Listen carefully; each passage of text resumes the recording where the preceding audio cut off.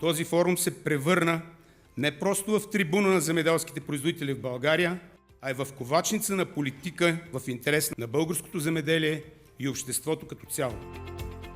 Наистина постигането на добри резултати в сектора земеделие никак не би било възможно без диалог.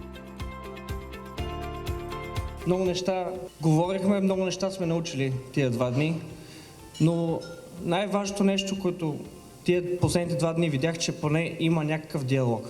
И това наистина е много важно в нашия сектор. За нас е много важно да сме участници на това събитие, защото виждаме смисъл в него.